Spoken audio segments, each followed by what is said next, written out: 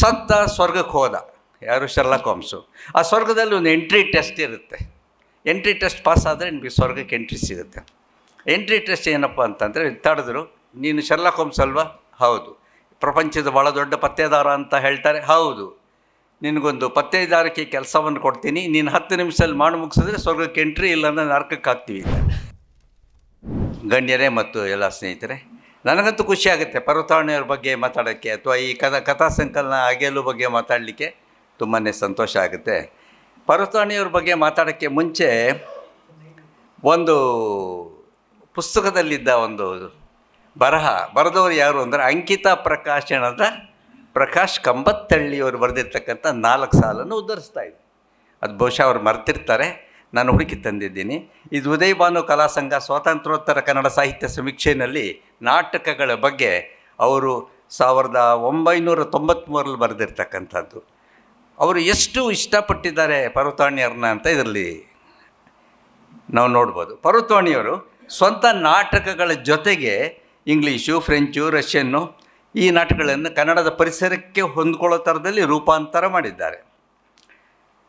ಕೈಲಾಸಂ ಅವರ ಥರಾನೇ ಮಧ್ಯಮ ವರ್ಗದ ಜನರ ಬದುಕಿನ ಸಾಮಾಜಿಕ ವಿಕೃತ ಸ್ಥಿತಿಯ ವಿಡಂಬನೆಯೇ ಇವರ ಬಹುತೇಕ ನಾಟಕಗಳ ವಸ್ತುವಾಗಿದೆ.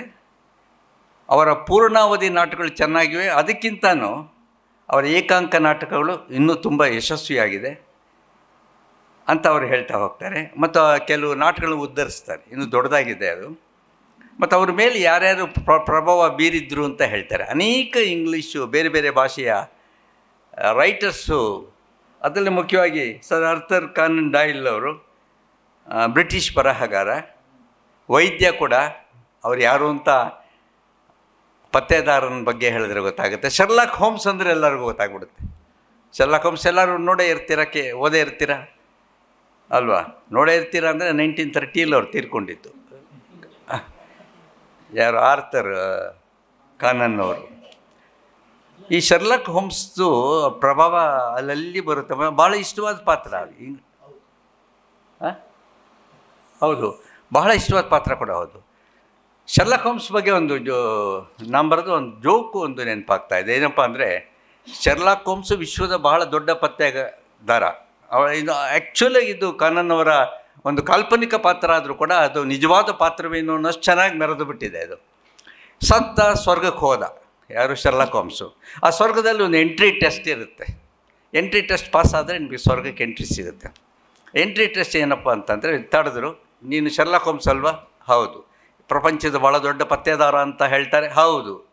ನಿನಗೊಂದು ಪತ್ತೇದಾರಿಕೆ ಕೆಲಸವನ್ನು ಕೊಡ್ತೀನಿ, ನೀನು 10 ನಿಮಿಷದಲ್ಲಿ ಮಾಡಿ ಮುಗಿಸಿದ್ರೆ ಸ್ವರ್ಗಕ್ಕೆ ಎಂಟ್ರಿ, ಇಲ್ಲಾಂದರೆ ನರಕಕ್ಕೆ ಹಾಕ್ತೀವಿ ಅಂತಾರೆ. ಹೆದರಿಕೆ ಆಗಿಬಿಡುತ್ತೆ. ಏನು ಅಂದರೆ, ಒಳಗಡೆ ಲಕ್ಷಾಂತರ ಜನ ಇದ್ದಾರೆ. ಈವರೆಗೆ ಸತ್ತು ಸ್ವರ್ಗ ಸೇರಿದವರೆಲ್ಲ ಇದ್ದಾರೆ ಸ್ವರ್ಗದಲ್ಲಿ. ಅವರಲ್ಲಿ ಮೊದಲ ದಂಪತಿಗಳಾದ ಆ್ಯಡಮ್ ಆ್ಯಂಡ್ ಈವ್ನ ನೀನು ಹುಡುಕಿ ತರಬೇಕು. ಮಾತಾಡಬಾರ್ದು, ಕೇಳಬಾರ್ದು, ಹೆಸರು ಕೇಳಬಾರ್ದು, ಸೈಲೆಂಟಾಗಿ ಹೋಗಿ ಅವ್ರನ್ನ ಹಿಡ್ಕೊಂಬರ್ಬೇಕು, ಪತ್ತೆ ಮಾಡಬೇಕು. ಆಗುತ್ತಾ ಅಂದರು. ಚಾಲೆಂಜ್ ಥರ ತಗೋತಾನೆ. ಅದರಲ್ಲಿ ಗೆದ್ದರೆ ಸ್ವರ್ಗ ಶರ್ಲಾಕ್ಗೆ, ಸೋತ್ರೆ ನರಕ. ಎಂಥ 10 ನಿಮಿಷದಲ್ಲಿ ಹೋಗಿ ಟಕಾರಂತ ಹಿಡ್ಕೊಂಬಂದು ಮುಂದೆ ನಿಲ್ಲಿಸ್ತಾನೆ. ನೋಡಿದ್ರೆ ಆ್ಯಡಮ್ಮು ಮತ್ತು ಈವು. ಏನು ಆಶ್ಚರ್ಯ ಆಗುತ್ತೆ. ಎಂಟ್ರಿ ಅಂತಾನೆ, ಎಂಟ್ರಿ ಫಿಕ್ಸು, ಹೋಗ್ಬೋದು. ಅದರದ್ದು ಮುಂಚೆ ಹೇಳು, ಹೇಗೆ ಹುಡುಕಿದೆ ಇವ್ರನ್ನ ಅಂತ. ಅದು ಸೀಕ್ರೆಟ್ ಅಂತ ಎಲ್ಲ ಹೇಳ್ಬಿಡು, ಪರವಾಗಿಲ್ಲ ಅಂದಾಗ ಹೇಳ್ತಾನೆ ಶರ್ಲಾಕ್ ಹೋಮ್ಸು. ನಾನು ಒಳಗಡೆ ಹೋದೆ, ಎಲ್ಲರ ಹೊಟ್ಟೆಗಳು ಸವರ್ತಾ ಹೋದೆ, ಇಬ್ಬರಿಗೆ ಮಾತ್ರ ಹೊಕ್ಕಳಿರಲಿಲ್ಲ. ಅವರೇಂತ ಗೊತ್ತಾಯಿತು, ಕರ್ಕೊಂಬಂದೆ ಅಂತಾನೆ. ಆ್ಯಡಮ್ ಮತ್ತು ಈವಿಗೆ ಹೊಕ್ಕಳಿಲ್ಲ, ಯಾಕೆ ದೈವ ಸೃಷ್ಟಿ ಅದು. ಸೊ ಹೀಗೆ ಅವನು ಪತ್ತೆ ಮಾಡೋದ್ರಲ್ಲಿ ಬಹಳ ಅದ್ಭುತ ವ್ಯಕ್ತಿ ಅನ್ನೋಕ್ಕಿಂಥದ್ದೆಲ್ಲ ನಾವು ಬಳಸ್ಕೊಳ್ತೀವಿ. ಇಲ್ಲಿ ನಾನು ನೀನೇ ಅಂತಕ್ಕಂಥ ನಾಟಕ ಪರ್ವತಾಣಿಯವ್ರದ್ದು ನಾನು ತೊಗೋತಾ ಇದ್ದೀನಿ. ಇಲ್ಲಿ 2 ಪುಸ್ತಕಗಳಿದೆ. ಇದರಲ್ಲಿ ಒಂದೊಂದು ನಾಟಕದ ಬಗ್ಗೆ ಮಾತ್ರ ಹೇಳ್ತೀನಿ. ಅದು ಕುತೂಹಲಕಾರಿಯಾದ ನಾಟಕ ಇದು. ಆ ಕಾಲಕ್ಕೇ ಪರ್ವತಾಣಿಯರು ಹೊಸ ಹೊಸ ಟೆಕ್ನಿಕ್ಗಳನ್ನ ಬಳಸ್ತಾಯಿದ್ರು. ಇಂಗ್ಲೀಷ್ ಪ್ರಭಾವ ಇದೆ ಅಂತ ಈಗಾಗಲೇ ಹೇಳಿದ್ದೆ. ಈ ನಾನು ನೀನೇ ಅನ್ನೋದರಲ್ಲಿ ಬರ್ತಕ್ಕಂಥ ಪಾತ್ರಗಳು 2 ಎಷ್ಟು ಕಡಿಮೆ ಪಾತ್ರಗಳಿಟ್ಕೊಂಡು ಪರ್ವತಾಣಿಯವರು ನಾಟಕ ಬರೀತಾಯಿದ್ರು ಅಂತ. ಒಂದು ಮಹದೇವ್ ಅಂತ ಒಬ್ಬ ತರುಣ, ಇನ್ನೊಬ್ಬ ಕುಬೇರಪ್ಪ ಅಂತ ಸ್ಮಗಲ್ಡ್ ಗೂಡ್ಸ್ನ ಮಾರ್ತಕ್ಕಂತಹ ಅಂಗಡಿ ಇಟ್ಟವನು. ಮತ್ತೊಂದು ಮಹದೇವ ಬರುತ್ತೆ, ಅದು ಅವನ ಆತ್ಮ, ಅವನ ಮನಸ್ಸಿನ ಇನ್ನೊಂದು ರೂಪ, ಸತ್ಯವನ್ನು ಹೇಳ್ತಕ್ಕಂಥ ರೂಪ. ಈ ಟೆಕ್ನಿಕ್ ನೋಡಿ, ಮಹದೇವನ 2 ರೂಪದಲ್ಲಿ ತೋರಿಸ್ತಾರೆ. ಇದರಲ್ಲಿ ಕಾಸ್ಟ್ಯೂಮ್ಸಲ್ಲಿ ಸ್ವಲ್ಪ ಬದಲಾವಣೆ ತರ್ತಾರೆ. ಇದನ್ನೇ ಯಾಕೆ ಹೇಳ್ತಾ ಇದ್ದೀನಿ ಮೊದಲು ಅಂತಂದರೆ ಅದ್ರ ಹಿಂದೆ ಒಂದು ಕತೆ ಇದೆ. ಏನಪ್ಪ ಅಂದರೆ, ಮಹಾರಾಜ ಕಾಲೇಜಲ್ಲಿ ಪರ್ವತಾರಣ್ಯರು ಓದ್ತಾ ಇದ್ದಾಗ ರಾಬರ್ಟ್ ಲೂಯಿಸ್ ಸ್ಟೀವನ್ಸ್ ಅಂತ ಒಂದು ನಾಟಕ ಇತ್ತು, ಟೆಕ್ಸ್ಟ್ ಬುಕ್ ಆಗಿತ್ತು. ಅದು ನೋಡಿ ಪ್ರಭಾವಿತರಾದರು, ಬರೆಯೋಕ್ಕೆ ಶುರು ಮಾಡಿದ್ರು. ಆಮೇಲೆ ಈ ಇಂಗ್ಲೀಷ್ ನಾಟಕಗಳನ್ನ ಜಾಸ್ತಿ ಓದೋಕ್ಕೆ ಶುರು ಮಾಡಿದ್ಮೇಲೆ 1974 ಸಾಕಷ್ಟು ಕೃತಿಗಳನ್ನು ಬರೆದ್ರಲ್ಲ, ಇವರಿಗೆ 1974 ಹಿಂದೆಯೇ ಪರ್ವತಾರಣ್ಯ ರಾಜ್ಯ ಸಾಹಿತ್ಯ ಅಕಾಡೆಮಿ ಪ್ರಶಸ್ತಿ ಬಂತು ಅಂದರೆ ಒಂದು ಸಲ ಚಪ್ಪಾಳೆ ಹೊಡಿಬೇಕು, ಬ್ರೇಕ್ಗೋಸ್ಕರ ಅಷ್ಟೇ. ಅದು ಏನೋ ಒಂದು ಉತ್ಸಾಹ ಮೂಡಿಸೋಕ್ಕೆ. ಯಾಕೆ ನಾನು ಸಿಲ್ಲಿಲಲ್ಲಿ ಬರೆದಾಗ ಚಪ್ಪಾಳೆ ಅಂತ ಒಂದು ಕ್ಯಾರೆಕ್ಟರ್ ಕ್ರಿಯೇಟ್ ಮಾಡಿದ್ದೆ. ಆಗಾಗ ಎಲ್ಲೆಲ್ಲಿ ಹೊಡಿಬೇಕು ಅಂತ ಹೇಳ್ತಾ ಇರ್ತೀವಿ. ಇಲ್ಲ ಅಂದರೆ ಆಚೆ ಬಂದ ಮೇಲೆ ಒಬ್ಬೊಬ್ಬರೇ ಹೊಡಿತಾರೆ, ಅದಕ್ಕಿಂತ ವಾಸಿ ಇದು. ಇವ್ರಿಗೆ ಬಂತು, ಪ್ರಶಸ್ತಿ ಬಂತು ಪರ್ವತಾರಣ್ಯಗೆ. ಯಾವಾಗ 1974 ಹಿಂದೆಯೇ ಇವರಿಗೆ ರಾಜ್ಯ ಸಾಹಿತ್ಯ ಅಕಾಡೆಮಿ ಬಂದು ಆಗೊಂದು ಗೆಟ್ ಟುಗೆದರ್ ಇಟ್ಕೊಂಡ್ರು. ಆ ಗೆಟ್ ಟುಗೆದರ್ ಇಟ್ಕೊಂಡಿದ್ದು ಎಲ್ಲಪ್ಪ ಅಂತಂದರೆ ಎಸ್ ಜಿ ಸುಂದರ ಸ್ವಾಮಿ ಅಂತಕ್ಕಂಥ ಒಬ್ಬ ನ್ಯಾಯವಾದಿಗಳು ತಮ್ಮ ದೊಡ್ಡ ಬಂಗ್ಲೆಯ ಲಾನ್ನಲ್ಲಿ ಇಟ್ಕೊಂಡ್ರು. ಆ ಒಂದು ಗೆಟ್ ಟುಗೆದರ್ ಆ ಪಾರ್ಟಿಗೆ ಯಾರನ್ನು ಕರೆಸಿದ್ದು ಅಂದರೆ ನೀವು ಥ್ರಿಲ್ ಆಗಿಬಿಡ್ತೀರ. ಅದಕ್ಕೆ ಬಂದಿದ್ದವರು ಯಾರಪ್ಪ ಅಂತಂದರೆ ಗಣ್ಯಾತಿ ಗಣ್ಯರು. ಮಾಜಿ ಮುಖ್ಯಮಂತ್ರಿ ಕೆಂಗಲ್ ಹನುಮಂತ ಅವರು ಬಂದಿದ್ದರು ಆ ಪಾರ್ಟಿಗೆ. ಕಾರ್ಯದರ್ಶಿಯಾಗಿದ್ದ ಜಿ ವಿ ಕೆ ರಾಯರು ಬಂದಿದ್ದರು. ಮೈಸೂರು ಯೂನಿವರ್ಸಿಟಿ ಕುಲಪತಿಗಳಾಗಿದ್ದ ಯಾರು ಡಾಕ್ಟರ್ ಜವರೇಗೌಡರು ಬಂದಿದ್ದರು. ಇನ್ನೂ ಅನೇಕ ಜನ ಬಂದಿದ್ದರು. 40 ಜನಗಳ ಗ್ಯಾದರಿಂಗ್. ಅದು ಹೋಸ್ಟ್ ಆಗಿದ್ದರು, ಅನೌನ್ಸ್ ಮಾಡಿದ್ರು. ಟಿಫನ್ನು ಕಾಫಿ ಎಲ್ಲ ಆಯಿತು. ಆದಮೇಲೆ ಮಹಾಜನಗಳೇ, ಈಗ ಕಾಡು ಹರಟೆ ಸಾಕು, ಪರ್ವತಾರಣ್ಯರು ಬಂದಿದ್ದಾರೆ, ಬಹುಮಾನ ಪಡೆದಿದ್ದಾರೆ, ಅವರೊಂದು 4 ಮಾತಾಡಲಿ ಅಥವಾ ಯಾವ್ದಾದ್ರು ಕೃತಿ ಇದ್ದರೆ ಹೇಳಲಿ ಅಂತ ಹೇಳ್ತಾರೆ. ಆಗ ಹೊಸ ನಾಟಕ ಬರ್ಕೊಂಡು ಹೋಗಿದ್ದ ಪರ್ವತಾರಣ್ಯರು ನಾನು ನೀನೇ ಅಂತಕ್ಕಂಥದ್ದು, ನೀನು ಬೇರೆ ಅಲ್ಲ ನಾನು ಬೇರೆ ಅಲ್ಲ, 2 ಪಾತ್ರ. ಅದನ್ನು ಓದ್ತಾರೆ. ಅದನ್ನು ಕೆಂಗಲ್ ಹನುಮಂತ ಅವರು ಒಂದೇ ಒಂದು ಸೀನು ನಾನು ಕೇಳಿಸ್ಕೊಂಡು ಹೊರಟೋಗ್ತೀನಿ, ಬೇರೆ ಕೆಲಸ ಇದೆ ಅಂತ. ಇನ್ಫ್ಯಾಕ್ಟ್ ಜೋಗಿಯವರು ಭಾಳ ಟೆನ್ಷನ್ನಲ್ಲಿದ್ದಾರೆ, ಬೇರೆ ಇನ್ನೊಂದು ಒತ್ತಡದ ಕಾರ್ಯ ಇದೆ ಅವರಿಗೆ. ಅವರು ಅಷ್ಟೇ ಒಂದೇ ಒಂದು ಸೀನ್, ಒಂದೇ ಒಂದು ಭಾಷಣ ಕೇಳ್ಕೊಂಡು ಹೋಗ್ತೀನಿ ಅಂದವರು ಪ್ರೀತಿಯಿಂದ ಕೂತಿದ್ದಾರೆ. ಕೆಲವೊಮ್ಮೆ ಆ ಆಕರ್ಷಣೆ ಹೆಂಗಿರುತ್ತೆ ಅಲ್ವಾ. ಕೆಂಗಲ್ ಹನುಮಂತಯ್ಯವರು ಒಂದು ಸೀನ್ ಕೇಳ್ಕೊಂಡು ಹೋಗ್ತೀನಿ ಪೂರ್ತಿ ಕೂತ್ಬಿಟ್ರು, ಆಮೇಲೆ ಚಪ್ಪಾಳೆ ಹೊಡೆದ್ರು ಅವರು. ಈ ಒಂದು ಪುಸ್ತಕ 1981 ಪ್ರಕಟ ಆಗುತ್ತೆ. ನಾನು ನೀನೆ ಅಂತಕ್ಕಂಥದ್ದು ಪ್ರಕಟ ಆಗುತ್ತೆ. ಡಿಸೆಂಬರ್ 25 ಇಲ್ಲೇನೆ ಗೋಖಲೆ ಇನ್ಸ್ಟಿಟ್ಯೂಟಲ್ಲಿ ಬಿಡುಗಡೆ ಆಗುತ್ತೆ. ಯಮನಮೂರ್ತಿಯವರು ಬಿಡುಗಡೆ ಮಾಡ್ತಾರೆ. ಅದಕ್ಕೆ ಸಾಶಿ ಮುರಳಿ ಅವರ ಅಧ್ಯಕ್ಷತೆ ಇರುತ್ತೆ. ಸೊ ಇಂಥದ್ದೆಲ್ಲನೂ ಪುಸ್ತಕದಲ್ಲೂ ಇದೆ ವಿವರ. ನಾನು ಅದನ್ನೇ ಹೇಳ್ತಾ ಇದ್ದೀನಿ. ವಸಂತ ಕವಲಿಯರು ಇರ್ತಾರೆ ಅವತ್ತು. ಅದೇ ದಿನ ಇದೊಂದು ಭಾಳ ವಿಶೇಷ. ಈ ನಾಟಕವನ್ನು ಹಲವಾರು ಸಲ ಪ್ರದರ್ಶನ ಮಾಡಿದ ನಾನು ನೀನೇ ನಾಟಕವನ್ನು ಸ್ವತಃ ಪರ್ವತವಾಣಿಯವರೇ ಅವರ ಜೊತೆಯಲ್ಲಿ ರಾಮಚಂದ್ರ ಮೂರ್ತಿಯವ್ರನ್ನ ಹಾಕ್ಕೊಂಡು 2 ಪಾತ್ರಗಳಲ್ಲಿ ನಿಭಾಯಿಸ್ತಾರೆ. ಸೊ ಅಂತಹ ಅದ್ಭುತವಾದ ನಾಟಕವನ್ನು ನಮಗೆ ಕೊಟ್ಟವರು ಅವರು. ಇರೋದು 2 ಕ್ಯಾರೆಕ್ಟ್ರಲ್ಲಿ. ನಾನು ಹೇಳಿದೆ, ಕುಬೇರಪ್ಪ ಅಂತ ಸ್ಮಗಲ್ ಗೂಡ್ಸ್ ಮಾಡ್ತಕ್ಕಂಥ ಅಂಗಡಿ ಇಟ್ಟವನು, ಮತ್ತೊಬ್ಬ ಅವನಿಗೆ ಅದನ್ನು ಒದಗಿಸ್ತಕ್ಕಂತಹ ವ್ಯಕ್ತಿ. ಇಬ್ಬರೇ, ಮಹದೇವ ಅಂತ. ಸರ್ಕಾರ ಒಂದು ನಿಯಮ ಜಾರಿಗೆ ತರುತ್ತೆ. ಎವ್ರಿ ವೀಕ್ ಒಂದಿನ ರಜಾ ಕೊಡಬೇಕು ಅಂದಾಗ ಫುಲ್ಲು ಬ್ಲ್ಯಾಕ್ ಮಾರ್ಕೆಟರ್ಸ್ ಭಾಳ ಕಷ್ಟ ಅದು. ಏಕೆಂದರೆ ಅವ್ರಿಗೆ ಎಲ್ಲ ದಿನಗಳು ವ್ಯಾಪಾರ ಇರುತ್ತೆ. ಹೊರಗಡೆಗೆ ದಪ್ಪ ಬೀಗ ಹಾಕಿಬಿಟ್ಟು ಹಿಂಭಾಗಲ್ಲಿ ತೆಗೆದು ಅಲ್ಲೊಂದು ಲಾಂದ್ರ ಇಟ್ಕೊಂಡು ಕತ್ಲಲ್ಲಿ ವ್ಯಾಪಾರ ಮಾಡ್ತಾರೆ. ಸಿಕ್ಕಾಪಡೆ ವ್ಯಾಪಾರ ಮಾಡ್ತಾರೆ. ಬ್ಲ್ಯಾಕ್ ಮಾರ್ಕೆಟ್ ಅವತ್ತು ಕತ್ಲಲ್ಲೇ ನಡೆಯೋದು, ಸ್ವಲ್ಪ ಕಡಿಮೆ ಇರಬೇಕಲ್ಲ ಬೆಳಕು. ಹೀಗಾಗಿ ಕತ್ಲಲ್ಲಿ ವ್ಯಾಪಾರ ಮಾಡ್ತಾರೆ. ಮಹದೇವ ಬರ್ತಾನೆ ಅಲ್ಲಿಗೆ ಬಂದುಬಿಟ್ಟು, ನನಗೊಂದು ನಮ್ಮ ಹುಡುಗಿನ ಪ್ರೀತಿ ಮಾಡಿದ್ದೀನಿ, ನಾನು ಮದುವೆ ಮಾಡ್ಕೋಬೇಕು, ನನಗೊಂದೇನಾದರೂ ಒಂದು ಗಿಫ್ಟು ಇಲ್ಲಿರ್ತಕ್ಕಂಥದ್ದು ಬೇಕಾದಷ್ಟು ಸ್ಮಗಲ್ಡ್ ಗೂಡ್ಸ್ ಬಿದ್ದಿವೆ ಅಲ್ಲಿ ಫಾರಿನ್ನೆಲ್ಲ ಅಂದಾಗ ಅವನು ಸುಂದರವಾದ ಕನ್ನಡಿ ಕೊಡ್ತಾನೆ ಅಂಗಡಿಯವನು. ತೊಗೊಂಡೋಗು, ಬರೀ ಕನ್ನಡಿ ಕೊಟ್ಟರೆ ಮಕ್ಕದ ಮೇಲೆ ಹೊಡಿತಾಳೋಳು, ಅದು ಬೇಡ ಬೇರೆ ಕೊಡು ಅಂತಾನೆ. ಹೀಗೆ ಮಾತಿಗೆ ಮಾತು ಬೆಳೆದ ಕಡೆಗೆ ಒಂದು ಚೂರಿ ಕೊಡ್ತಾನೆ, ಫಾರಿನ್ ಬಟನ್ ಚೂರಿ. ಅದಿದ್ದು ಸಿಟ್ಟಾಗ್ಬಿಡುತ್ತೆ ಅವನಿಗೆ. ಎಲ್ಲ ಹುಡುಗಿಯನ್ನು ನೋಡೋಕೆ ಹೋಗ್ತಾ ಇದ್ದೀನಿ ಅಂದರೆ ಏನು ಚೂರಿ ಕೊಡ್ತೀಯ ಏಯ್ ಅಂತ ಹೇಳಿ ಜಗಳ ಶುರುವಾಗಿ ಹಾಕೇ ಬಿಡ್ತಾನೆ ಚೂರಿ. ಅಲ್ಲಿ ಲಾಂಧ್ರ ಬೆಳಕು ಅದನ್ನು ನೀವು ಕಲ್ಪನೆ ಮಾಡ್ಕೋಬೇಕು. ಲಾಂಧ್ರ ಬೆಳಕಲ್ಲಿ ಚುಚ್ಚಿದ್ದು ಆ ನೆರಳು ದೊಡ್ಡದಾಗಿ ಬೀಳುತ್ತೆ ಗೋಡೆ ಮೇಲೆ ಚುಚ್ತಾ ಇರೋದು. ಸತ್ತು ಬೀಳ್ತಾನೆ ಅವನು, ಯಾರೋ ಅಂಗಡಿ ಓನರ್ ಸತ್ತು ಬೀಳ್ತಾನೆ. ಆಗ ಈ ಮಹದೇವನ ಮತ್ತೊಂದು ರೂಪ ಇದೆಯಲ್ಲ, ಮತ್ತೊಂದು ಆತ್ಮತರ, ಅದು ಎಂಟ್ರಿ ಕೊಡುತ್ತದು. ಮುಖಕ್ಕೊಂದು ಬೇರೆ ರೀತಿಯ ಒಂದು ಮೇಕಪ್ ಮಾಡಿಕೊಂಡು, ಕೊಂದೇ ಬಿಟ್ಯಾ ಕುಬೇರಪ್ಪನ ಅಂಥೇಳಿ ಬಾಲ್ಯದ ದಿನಗಳೆಲ್ಲ ಪರಸ್ಪರ ನೆನಪು ಮಾಡ್ಕೋತಾರೆ. ಅಲ್ಲಿ ಕತೆ ಹೋಗುತ್ತೆ. ಕೆಲಸದ ಕೆಂಚಿ ಬರೋಕ್ಕೆ ಮುಂಚೆ ಬಾಡಿನ ಡಿಸ್ಪೋಸ್ ಮಾಡಬೇಕು, ನೀವು ಹೊರಟ್ಬಿಡು ಅಂಥೇಳಿ ಅವನು ಮಾಡಿದ ತಪ್ಪುಗಳೆಲ್ಲ ಈ 2 ಕ್ಯಾರೆಕ್ಟರ್ಗಳ ನಡುವೆ ನಡೆಯೋ ಸಂಭಾಷಣೆಯಲ್ಲಿ ತರ್ತಾರೆ. ಅದಿರೋದು ತಾನು ಮಾಡಿದ ತಪ್ಪು ಅಂತ ರಿಲೀಸ್ ಆಗಿಬಿಡುತ್ತೆ ಅವನಿಗೆ, ಕೊಂದವನಿಗೆ. ಕಡೆಗೆ ಕೆಂಚಿ ಬರೋದನ್ನು ಪಾತ್ರ ತೋರಿಸೋಲ್ಲ. ಕೆಂಚಿ ಬರ್ತಾಳಲ್ಲಿ, ಕೆಂಚಿ ಅಲ್ಲೇ ನಿಲ್ಲು ಹೇಳ್ತಾನೆ, ನಾನು ಯಜಮಾನನ ಕೊಂದೆ, ಕುಬೇರಪ್ಪನ ಕೊಂದೆ, ಹೋಗಿ ಪೊಲೀಸನ್ನು ಕರ್ಕೊಂಬ, ಅಲ್ಲಿವರೆಗೂ ನಾನು ಇಲ್ಲಿರ್ತೀನಿ ಅಂತ ಅನಿರೀಕ್ಷಿತವಾಗಿ ಒಂದು ಕ್ಲೋಸ್ ಮಾಡ್ತಾರೆ. ಇದು ಎಂಡಿಂಗ್ ಇದೆಯಲ್ಲ, ಭಾಳ ಸೂಪರ್ ಎಂಡಿಂಗ್ ಅದು. ಅಂದರೆ ಅವನ ಮನಸ್ಸಿನ ತಾಕಲಾಟವನ್ನು ಒಳ್ಳೆಯತನದ ಕಡೆಗೆ ಕರ್ಕೊಂಡು ಹೋಯ್ತು ಅಂತಕ್ಕಂಥದ್ದನ್ನು ಪರತೋಣಿಯರು ಬರೆದಿದ್ದಾರೆ. ಅಂದರೆ ನೀವು ಖುಷಿ ಪಡ್ತೀರಾ ಅಂತ ನನಗೆ ಗೊತ್ತು. ಇದಕ್ಕೊಂದು ಚಪ್ಪಾಳೆ ಹೊಡೆದ್ರೆ ನಾನು ಇನ್ನೊಂದನ್ನು ಓದ್ತೀನಿ. ಸತಿ ಸಾವಿತ್ರಿ ಅಂತಕ್ಕಂಥ, ಸತಿ ಸಾವಿತ್ರಿ ಬಗ್ಗೆ ಸಿಕ್ಕಾಪಟ್ಟೆ ಗೇಲಿ ಮಾಡಿದವರು ಅಂದರೆ ಪರತೋಣಿಯವರು. ಅವರು ಪರತೋಣಿಯರು ಹೇಳ್ತಾರೆ, ಕುವೆಂಪು ಅವರು ಯಮನ ಸೋಲು ಅದು ಓದ್ದಾಗಿಂದ ನನ್ನ ತಲೆನೇ ಕೆಟ್ಟೋಗಿತ್ತು ಅಂತ ಹೇಳ್ತಾರೆ ಪರತೋಣಿ. ಅಲ್ಲಿಂದ ಆಚೆಗೆ ಪುರಾಣ ಹೇಳೋರು, ಹರಿಕತೆ ದಾಸರು, ಅಜ್ಜಿ ಕಥೆಗಳು, ಯಾರು ನೋಡಿದ್ರೂ ಯಮ ಸಾವಿತ್ರಿ ತೋಚಿದಂಗೆ ಕಥೆಗಳು ಹೇಳಿ ಹೇಳಿ ಸಾಕಷ್ಟು ಅವರವರು ಡ್ಯಾಮೇಜ್ ಮಾಡ್ತಾ ಬಂದರು ಅಂತ ಪರತೋಣಿಯರು ಹೇಳ್ತಾರೆ. ಕ್ಯಾರೆಕ್ಟರ್ ಇಷ್ಟ ಬಂದಂಗೆ ಬೆಳೆಸ್ಕೊಂಡು ಹೋದರು ಅಂತ. ಆಗ ಇವರು ಯೋಚನೆ ಮಾಡ್ತಾರೆ, ಇಷ್ಟೆಲ್ಲ ಜನ ಡ್ಯಾಮೇಜ್ ಮಾಡಿರೋ ಸತಿ ಸಾವಿತ್ರಿ ಕತೆ ನಾನು ಯಾಕೆ ಮಾಡಬಾರ್ದು ಡ್ಯಾಮೇಜು ಅಂತ ಹೇಳ್ಬಿಟ್ಟು ಇವರು ಕೂಡ ಸತಿ ಸಾವಿತ್ರಿ ಅಂತಕ್ಕಂಥ ನಾಟಕವನ್ನು ಬರೀತಾರೆ. ಎಷ್ಟು ಅದ್ಭುತ ರೀತಿಯಲ್ಲಿ ನಾಟಕವನ್ನು ಬರೀತಾರೆ ಅಂದರೆ, ಓಪನಿಂಗ್ ಸೀನ್ ಇದೆಯಲ್ಲ, ಓಪನಿಂಗ್ ಸೀನಲ್ಲಿ ಯಮ ಅವ ಆತ್ಮ ತಗೊಂಡು ಹೊರಟಿದ್ದಾನೆ, ಕಾಲು ಭಾರ ಆಗುತ್ತೆ, ನೋಡಿದ್ರೆ ಸಾವಿತ್ರಿ ಹಿಡ್ಕೊಂಡಿದ್ದಾಳೆ ಕಾಲನ್ನ ಓಪನಿಂಗಲ್ಲೇ. ಯಾವಾಗ ಹಿಡ್ಕೊಂಡೆ ಏನು ಅಂತ ಕೇಳಿದ್ರೆ ಅಲ್ಲಿ ಫ್ಲ್ಯಾಶ್ ಬ್ಯಾಕ್ ಹೋಗ್ತಾರೆ. ನೀನಲ್ಲಿ ಬಂದು ನಿಂತೆಲ್ಲ ಆಗತ್ತ, ಇವನ ನನ್ನ ತೊಡೆ ಮೇಲೆ ತಲೆ ಇಟ್ಟು ಮಲಗಿದ್ದ ಸತ್ಯವಾನ, ಆಗ ನೀನು ಬಂದೆ ಅಂತ. ಅದು ಹೆಂಗಾಯಿತು ಅಂದರೆ ಮತ್ತೆ ಫ್ಲ್ಯಾಶ್ ಬ್ಯಾಕ್ ಹೋಗ್ತಾರೆ. ಮತ್ತೆ ಅಂದರೆ ಇವರ ಸತ್ಯವಾನ ಮತ್ತು ಸಾವಿತ್ರಿಯ ಪ್ರೇಮದ ದೃಶ್ಯವನ್ನು ತರ್ತಾರೆ. ಮತ್ತೆ ಫ್ಲ್ಯಾಶ್ ಬ್ಯಾಕ್ ಹೋಗ್ತಾರೆ. ಅಲ್ಲಿ ನಾರದ ಬಂದು ನಿಮ್ಮ ಮಗಳಿಗೆ ಬೇಗ ಮದುವೆ ಮಾಡಿ, ಇಲ್ಲ ಅಂದರೆ ಅವಳು ಕೆಟ್ಟೋಗ್ತಾಳೆ ಅಂತ ಹೇಳುವಂಥದ್ದು. ಹೀಗೆ ಫ್ಲ್ಯಾಶ್ಗೊಂದು ಫ್ಲ್ಯಾಶ್ ಜೋಡಿಸ್ತಾ ಹೋಗಿ ಬಹಳ ಅದ್ಭುತವಾದ ಟೆಕ್ನಿಕ್ ಮಾಡಿ ಕಡೆಗೆ ಯಮನ ಕೈಯಲ್ಲಿ ಸಾಲ್ವ್ ಮಾಡೋಕ್ಕಾಗೋದೇ ಇಲ್ಲ. ಇವಳು ಜೊತೆಗೆ ಹೊರಟು ಬಿಡ್ತಾಳೆ. ಅವಳು ಬಾಡಿಗಳು ಇಲ್ಲೇ ಬಿದ್ದಿದ್ರು ಕೂಡ ಆತ್ಮ ಯಮನ ಜೊತೆ ಹೊರಟೋಗುತ್ತೆ. ಕಡೆಗೆ ನಿನ್ನ ಸೃಷ್ಟಿ ಮಾಡಿದ ಬ್ರಹ್ಮನ ಹತ್ರಕ್ಕೆ ಹೋಗೋಣ ನಡೀತಾ ಬ್ರಹ್ಮಲೋಕದ ಸೀನು. ಸತಿ ಸಾವಿತ್ರಿಲಿ ಬ್ರಹ್ಮಲೋಕ ಸೀನ್ ಬರಲ್ಲ, ಪರತೋಣಿಯರು ತಂದಿದ್ದಾರೆ ಅದನ್ನು. ಬ್ರಹ್ಮ ನೋಡಿ ಖುಷಿಯಾಗಿಬಿಡ್ತಾನೆ.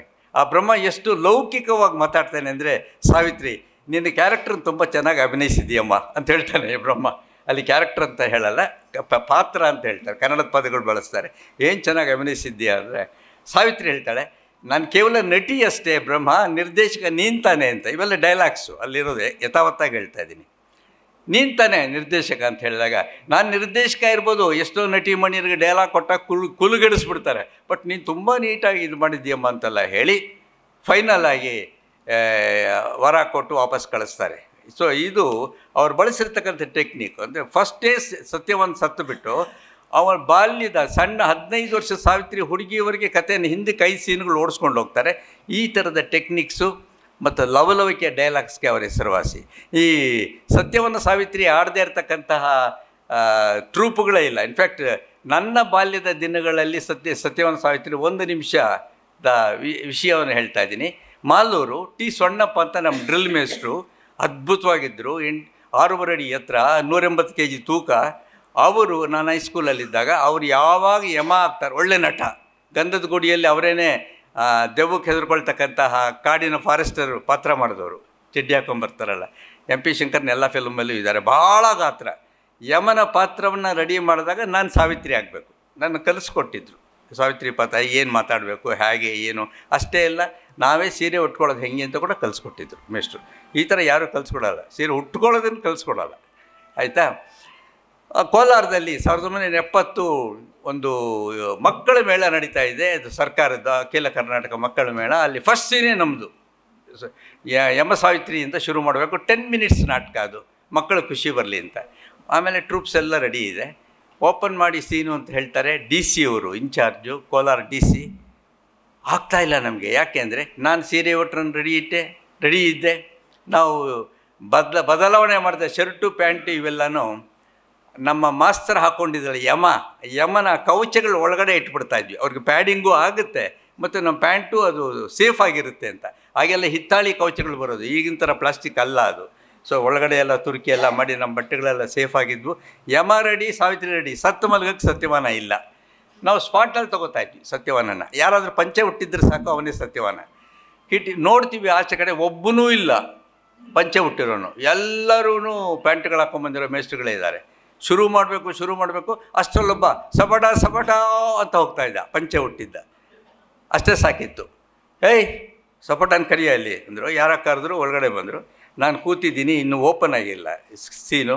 ನಾನು ಕೆಳಗಡೆ ಕೂತಿದ್ದೀನಿ. ಮೇಷ್ಟ್ರು ಗದೆ ಇಟ್ಕೊಂಡಿದ್ರು. ಏಯ್ ಸಪೋಟ ತಟ್ಟೆ ಅಲ್ಲಿ ಇಡು ಅಂದರು. ಅವ್ನಿಗೇನೂ ಗೊತ್ತಿಲ್ಲ ಪಾಪ, ಯಾವ ತಮಿಳ್ನಾಡವನು. ಭಾಳ ಒಳ್ಳೆ ಸಪೋಟ ತಟ್ಟೆ ಹಿಂಗೆ ಜೋಡಿಸ್ಕೊಂಡು ಬಂದಿದ್ದಾನೆ. ಅಲ್ಲಿಡು ಅಂದರು. ಯಾಕೆ ಅಂತ ಗೊತ್ತು. ಏಯ್ ಇಡೋ ಅಂದರು ಮೇಷ್ಟ್ರು. ಅಲ್ಲಿಟ್ಟ. ಅವಳು ತೊಡೆ ಮೇಲೆ ಮಲ್ಕೋ ಅಂದರು. ನನ್ನ ಗಂಡೋ ಹೆಣ್ಣೋ ಅವನು ಗೊತ್ತಿಲ್ಲ. ಮಲ್ಕೊಳ್ಳೋಕ್ಕೆ ಮುಜುಗರ ಪಡ್ತಾನೆ. ಕಡೆಗೆ ಮಲ್ಕ ಅಂದರು. ಲೇಟ್ ಆಗ್ತಾಯಿದೆ. ಕಡೆಗೆ ತಲೆ ಇಟ್ಟು ಮಲ್ಕೊಂಡಾಗ ಅವನು ಸಪೋಟ ತಟ್ಟೆನೇ ನೋಡ್ತಾ ಇದ್ದಾನೆ. ಯಾಕೆ ಯಾವನಾದ್ರು ಇನ್ನೂ ಓಪನಿಂಗ್ ಅದು ಫುಲ್ಲು ತಂದಿದ್ದಾನೆ. ಯಾವನೋ ಹೊಡ್ಕೊಂಡು ಹೋಗ್ತಾನೆ ಅಂದ್ಬಿಟ್ಟು ಅದನ್ನೇ ನೋಡ್ತಾನೆ. ಕಣ್ಣು ಮುಚ್ಕೊ ಅಂತಾನೆ, ಮುಚ್ಕೋತಾಯಿಲ್ಲ ಅವನು. ಸಪೋಟ ತಟ್ಟೆ ನೋಡ್ತಾನೆ. ಆಗ ನಾನಂದೆ, ನಾನು ಪಕ್ಕಕ್ಕೆ ಇಟ್ಕೊಂಡ್ಬಿಡ್ತೇನೆ ಸಪೋಟ ತಟ್ಟೆನ. ಈ ಕಡೆಯಿಂದ ತಲೆನ ಈ ಕಡೆ ತಿರುಗಿಸ್ಕೊಂಬಿಟ್ರೆ ಅವ್ನು ನೋಡ್ತಾ ಇರಲಿ, ಪರವಾಗಿಲ್ಲ, ಜನಕ್ಕೆ ಗೊತ್ತಾಗಲ್ಲ ಅಂದೆ. ಸರಿ, ಹಿಂದೆ ಇಟ್ಕೊಂಡೆ. ಅವನ ತಲೆ ಹಿಂಭಾಗ ಕಾಣೋಂಗೆ ಅಡ್ಜಸ್ಟ್ ಮಾಡಿದೆ. ಅವನು ಕಂಫರ್ಟಬಲ್ ಆಗಿ ಮಲಗಿದ್ದ, ಸಪೋಟ ತಟ್ಟೆ ನೋಡ್ತಾ. ಸೀನ್ ಶುರು ಆಯಿತು ಸರ್. ಆ ಸೀನ್ ಇವತ್ತು ನೆನಪಿದೆ. ಸೀನ್ ಓಪನ್ ಮಾಡಿದ ತಕ್ಷಣ ಜಗ ಜಗ ಜಗ ಜಗ ಅಂತ ಲೈಟ್ಸು, ಇದು ಫ್ಲಿಕ್ಕರಿಂಗ್ ಲೈಟ್ಸು ಎಲ್ಲ ನೋಡಿ 10,000 ಮಕ್ಕಳು ಸೇರಿದ್ರು. ಒಳ್ಳೆ ವೇವ್ಸ್ ಥರ ಕುಣಿದಾಡ್ತಾಯಿದ್ರು. ನಮ್ಮ ಮಾಸ್ತರ ಆ ಒಂದು ದೃಶ್ಯ ಇದೆಯಲ್ಲ, ಎಷ್ಟು ಅದ್ಭುತವಾಗಿತ್ತು ಯಮನ ದೃಶ್ಯ ಅಂತಂದರೆ. ಬಣ್ಣದ ವೇಷ ಮಕ್ಕಳಿಗೆ ಅಷ್ಟೇ ಸಾಕಿತ್ತು, ಡೈಲಾಗೇ ಬೇಕಿರಲಿಲ್ಲ. ನಾನು ಕೆಳಗಡೆ ಕೂತಿದ್ದೀನಿ, ಶ್ಯೂರ್ ಮೈಕ್ಸ್ ಮೇಲ್ಗಡೆ ತೂಗು ಹಾಕಿದ್ದಾರೆ. ಡೈಲಾಗ್ ಕ್ಯಾಚ್ ಆಗ್ತಾಯಿಲ್ಲ. ಹೋಗುತ್ತಿರುವನಲ್ಲ ಎನ್ನ ಪತಿ ಪ್ರಾಣ ಕೊಂಡೊಯ್ಯುತ್ತಿರುವನಲ್ಲ, ಆ ಪ್ರಾಣ ನಾ ತಾನ್ಬೇಕು. ನನಗೆ ಡೈಲಾಗ್ ಮರೀತಾ ಇದೆ, ಅಲ್ಲಿ ಕ್ಯಾಚ್ ಆಗ್ತಾಯಿಲ್ಲ. ಕಡೆಗೆ ಸುಮ್ಮನೆ ಹಿಂಗಂದೆ. ಆಗ ನಮ್ಮ ಮಾಸ್ಟರ್ ಸೊನ್ನಪ್ಪ ಅವ್ರು ಗದೆ ಇಟ್ಕೊಂಡು, ಏನಂದೆ ಸಾವಿತ್ರಿ ಅಂದರು. ನಾನೇನು ಅಂದಿರಲಿಲ್ಲ. ಕಳೆದು ಹೋಗಿರೋ ರಾಜ್ಯಕೋಶಗಳು ಬೇಕೆಂದು ಕೇಳಿದೆಯಾ ಅಂತ ಅವರೇ ಕೇಳಿದ್ರು. ಹೌದು ಅಂದೆ. ಕೊಟ್ಟಿದ್ದೇನೆ ಹೋಗು ಅಂದರು. ಮತ್ತೆ ಹೀಗಂದೆ. ಏನಂದೆ ಸಾವಿತ್ರಿ, ನಿಮ್ಮ ಅತ್ತೆ ಮಾವಂದ್ರ ಕಣ್ಣು ಬೇಕೆಂದು ಕೇಳಿದೆಯಾ ಅಂತ ಅವರೇ ಅಂದರು. ಹೌದು ಅಂದೆ. ಹೋಗು ಅಂದರು. ಕೊಟ್ಟಿದ್ದೇನೆ ಹೋಗು ಅಂದರು. ಏನಂದೆ ಸಾವಿತ್ರಿ, 3ನೇ ವರ, 101 ಮಕ್ಕಳು ಬೇಕೆಂದು ಕೇಳಿದೆ, ಕೊಟ್ಟಿದ್ದೇನೆ ಹೋಗು ಅಂದರು.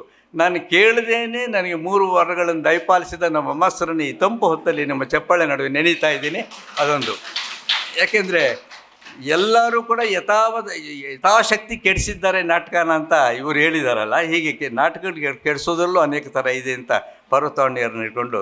ಆಮೇಲೆ ದೀಪ ಪಿಶಾಚಿ ದೀಪ ಅನ್ನೋದು ತುಂಬಾ ಚೆನ್ನಾಗಿ. ಆರ್ಥರ್ ಕಾನನ್ ಡಯಲ್ ಅವ್ರದ್ದು ಕತೆ ಇದು. ಕತೆಗಾರನ ಮುಂದೆನೇ ನಾಟಕ ಕೊಟ್ಟರೆ ಅವನು ನಂದಲ್ಲ ಅಂದ್ಬಿಡ್ತಾನೆ. ಅಷ್ಟು ಪರ್ಫೆಕ್ಟಾಗಿ ಇದನ್ನು ಅಡಾಪ್ಟ್ ಮಾಡ್ಕೊಂಡಿದ್ದಾರೆ. ಬಹಳ ಚೆನ್ನಾಗಿದೆ. ಒಂದು ಪ್ರೇಮದ ಸುತ್ತ ಬರ್ತಕ್ಕಂಥ ಕತೆ. ಒಬ್ಬ ಪ್ರಾಚ್ಯ ವಸ್ತುಗಳನ್ನ ಸಂಶೋಧನೆ ಮಾಡ್ತಕ್ಕಂಥವನು, ಇನ್ನೊಬ್ಬ ವ್ಯಕ್ತಿ, ಇಬ್ಬರ ನಡುವೆ ಪ್ರೇಮದ ಇದು, ಇವನು ಪ್ರೀತಿಸಿದವನ್ನ ಅವನು ಕೆಡಿಸಿ ಹಾಳು ಮಾಡಿರ್ತಾನೆ ಅಂಥದ್ದು. ಬಹಳ ಚೆನ್ನಾಗಿದೆ. ಸುರಂಗದ ಒಳಗಡೆ ಹೋಗಿ ಕೃಷ್ಣದೇವರಾಯ ಕಾಲದ ನಿಧಿ ಹುಡುಕುವಂಥ ಒಂದು ದೃಶ್ಯ. ಅದು ಭಾಳ ಕಷ್ಟ ಇದೆ ಅಭಿನಯಿಸೋಕ್ಕೆ. ಆದರೆ it is one of the very good dramas. ನೀವು ಅಭಿನಯಿಸಿದ್ರೆ ಮಾತ್ರ ಜನ ಥ್ರಿಲ್ ಆಗಿಬಿಡ್ತಾರೆ. ಪರ್ವತಾವಣಿ ನಾಟಕಗಳಲ್ಲಿರ್ತಕ್ಕಂಥ ತಾಕತ್ತೆ ಅದು. ಅವ್ರ ವಾರ್ಷಿಕೋತ್ಸವ ಆಗಲಿ, ಇವನ್ನೆಲ್ಲ ನಾವು ಮಾಡಿದ್ದೀವಿ. ತುಂಬಾ ಅದ್ಭುತ ನಾಟಕಗಳನ್ನ ಬರೀತಾರೆ. ಪ್ರಕಾಶ್ ಕಂಬತ್ತಳ್ಳಿ ಹೇಳಿದಾಗೆ 1980s ಅವರ ನಾಟಕ ಇಲ್ಲದೇ ಇರತಕ್ಕಂತಹ ಸ್ಪರ್ಧೆನೇ ಇಲ್ಲ. ಆ ಲೆವೆಲ್ಗೆ ಬೆಳೆದವರು ಪರ್ವತಾವಣಿಯವರು. ಸೊ ಅವರ ನಾಟಕಗಳ ಬಗ್ಗೆ ಇಷ್ಟನ್ನು ಹೇಳಿದ್ರೆ ನಿಮಗೆ ಸಾಕು ಅಂತ ನಂಗೆ ಅನಿಸ್ತಾ ಇದೆ. ಸಾಕಲ್ಲ? ಬೇಕು. ಯಾಕೆಂದರೆ ನೆಕ್ಸ್ಟ್ ಮಹೇಶ್ ಅವ್ರದ್ದಕ್ಕೆ ಹೋಗ್ತೀನಿ. ಕಡೆಯದಾಗಿ ಮಹೇಶ್ ಅವ್ರದ್ದು ಅಗೇಲು ಅಂತಕ್ಕಂಥ ಪುಸ್ತಕ. ಅಗೇಲು ಅದ್ಭುತವಾದ ಪುಸ್ತಕ. ಅಗೇಲು ಅರ್ಥ ಎಷ್ಟು ಜನಕ್ಕೆ ಗೊತ್ತಿದೆ ಇಲ್ಲಿ? 1 2 2 ಗೊತ್ತಿದೆ ಸರ್. 3-4 ಜನಕ್ಕೆ ಗೊತ್ತಿದೆ. ಅಲ್ಲಿಗೆ ಒಂದು 3-4% ಗೊತ್ತಿದೆ. ಅದು ಕಷ್ಟ ಇದೆ. ನಿನ್ನೆ ಉಡುಪಿಯಿಂದ ಬಂದೆ ನಾನು. ಉಡುಪಿ ಮಂಗಳೂರು 3-4 ಡೇಸು ಅಲ್ಲಿದ್ದೆ. ನಿನ್ನೆ ಉಡುಪಿನಲ್ಲಿ ಹೋಗ್ತಾ ಇದ್ದರೆ ಯಾವುದೇ ಒಂದು ವೆಹಿಕಲ್ ಹೋದರೂ ಕೊರಗಜ್ಜ ಅಂತ ಹಿಂದೆ ಬರೆದಿರೋರು. ಅಲ್ವಾ? ಕೊರಗಜ್ಜ ಅಂತ ಬರೆದಿರೋ. ಆಗ ನಮ್ಮ ಡ್ರೈವರ್ನ ಕೇಳಿದೆ. ಅಗೇಲು ಅವನು ಅರ್ಥ ಹೇಳ್ದ ನನಗೆ. ಅದು ನಂಗೆ ಗೊತ್ತಿರಲಿಲ್ಲ. ನೈವೇದ್ಯ ಅಂತ ಗೊತ್ತಿತ್ತು. ಆದರೆ ಭೂತಾರಾಧನೆಯಲ್ಲಿ ಬಳಸ್ತಕ್ಕಂಥ ಪದ ಅವನು ಹೇಳಿದ್ದು, ನಮ್ಮ ಡ್ರೈವರ್ ಹೇಳಿದ್ದು. ಭೂತಕ್ಕೆ ನಿವೇದನೆ ಮಾಡ್ತಕ್ಕಂಥದ್ದಿದು. ಅದು ಸಣ್ಣದು ಆಗಿರ್ಬೋದು. ಮೀನು, ಕೋಳಿ, ಹೆಂಡ ಕಂಪಲ್ಸರಿ ಇರುತ್ತೆ. ಸೊ ಅದನ್ನು ಅಗೇಲು ಥರ, ಅಗೇಲು ಅಂತಲೂ ಹೇಳ್ತಾರೆ. ಅಗೇಲು ಅನ್ನೋ ಫಾರಮ್ ಕೂಡ ಇದೆ. That is also correct. 2 forms ಇಲ್ಲಿದೆ. ಹಾಂ, ವೀಳ್ಯದೆಲೆ ಬೀಡು. ಅದು ನೋಡಿ, ಅಲ್ಲಿನ ಶಾಸ್ತ್ರಿಗಳು ಅವನು ಹೇಳ್ತಾ ಹೋದ ಕೊರಗಪ್ಪನ ಬಗ್ಗೆ ಹೆದರ್ತಾರೆ ಜನ ಅಂಥದ್ದು. ಇದರಲ್ಲಿ ಇವ್ರ ಅಜ್ಜ, ಈ ಕ್ಯಾರೆಕ್ಟರ್ ಮೊಮ್ಮಗ ಇರ್ತಾನೆ, ಇವನ ಅಜ್ಜ ಕೊರಗಜ್ಜೆ ಆಗಿಬಿಡ್ತಾನೆ ಅವನು. ಸೊ ಆ ಥರ ತೊಗೊಂಬರ್ತಾರೆ, ಕೊರಗಜ್ಜೆ ಆಗ್ತಾನೆ. ಅವ್ರ ಅಪ್ಪನಿಗೆ ಅಂದರೆ ಈ ಕ್ಯಾರೆಕ್ಟರ್ ಹೀರೋ ಅವ್ರ ಅಪ್ಪನಿಗೆ ಕುಡಿತ ಇಷ್ಟ ಇಲ್ಲ, ಇವ್ರ ಅಜ್ಜನಿಗೆ ಕುಡಿತ ತುಂಬ ಇಷ್ಟ. ಆ ಕ್ಲಾಶ್ ತರ್ತಾರೆ ಅಲ್ಲಿ. ಮತ್ತು ಸಾಂಸ್ಕೃತಿಕವಾಗಿ ಇಬ್ಬರು ಹೇಗೆ ಭಿನ್ನ ಅಂತ ತರ್ತಾರೆ. ಅಪ್ಪ ಸತ್ತ ಮೇಲೆ 5 ವರ್ಷ ತಿಥಿ ಮಾಡ್ತಾರೆ. 5 ವರ್ಷ ತಿಥಿ ಮಾಡಿದಾಗ ಆಗ ಅಪ್ಪ ಬರೀ ಕಾಟಾಚಾರಕ್ಕೆ ಮಂಗಳಾರತಿ ಮಾಡೋಗ್ತಾನೆ. ಮೊಮ್ಮಗ ಕದ್ದು ಮುಚ್ಚಿ ಬಂದು ಕೊರಗಪ್ಪನಿಗೆ ಅಗೇಲು ಸಮರ್ಪಿಸ್ತಾನೆ. ಅದರಲ್ಲಿ ಮೀನು ಹೆಂಡ ಎಲ್ಲ ಇರುತ್ತೆ. ಕೊಟ್ಬಿಟ್ಟು ಅಜ್ಜ ನಾನು ಅಗೇಲು ಇಟ್ಟಿದ್ದೀನಿ ಸಮರ್ಪಿಸ್ಕೊ ಅಂತ ಹೇಳ್ತಾನೆ. ಆ ತಾತ ಮತ್ತು ಮೊಮ್ಮಗನ ಸಂಬಂಧ ಇದೆಯಲ್ಲ, ಅದ್ಭುತ ರೀತಿಯಲ್ಲಿ ಕಣ್ಣು ಕಟ್ಟಿದಂತೆ ತರ್ತಾರೆ ನಮ್ಮ ಮಹೇಶ್ ಅವರು. ಆದರೆ ಸ್ವಲ್ಪ ಕಷ್ಟ, 2 ಸಲ ಓದಬೇಕಾಗುತ್ತೆ. ಬೇರೆದ್ರಲ್ಲಿ 1 ಸಲ ಓದಿದ್ರೆ ಅರ್ಥ ಆಗಿಬಿಡುತ್ತೆ. ಇವ್ರು 2 ಸಲ ಓದ್ಕೋಬೇಕಾಗತ್ತೆ. ಅದನ್ನು ಈಗಾಗಲೇ ಜೋಗಿಯವರು ಕೂಡ ಹೇಳಿದ್ದಾರೆ. ಅವರು ಕೂಡ ಅಷ್ಟೇ, ಮಹೇಶ್ ಅವರು ಕೂಡ 2 ಸಲ ಓದ್ಕೋತಾರೆ ಅದನ್ನು. ಇದು ಕಷ್ಟ ಐತೆ ಸರ್. ಅವ್ರು ಮುಂಚೆನೇ ಲಂಕೇಶ್ವರ ಪ್ರಭಾವಕ್ಕೆ ಒಂದು ಕಾಲದಲ್ಲಿ, ಈಗಿಲ್ಲ ಬಿಡಿ, ಒಂದು ಕಾಲದಲ್ಲಿ ಲಂಕೇಶ್ವರ ಪ್ರಭಾವಕ್ಕೆ ಮೊದಲು ಒಳಗಾಗಿದ್ದವರು. ಆಮೇಲೆ ಯಾರೋ ಹಂಗಂದಾಗ ಅದನ್ನು ಬಿಟ್ಟು ಹೊರಗಡೆ ಬಂದರು.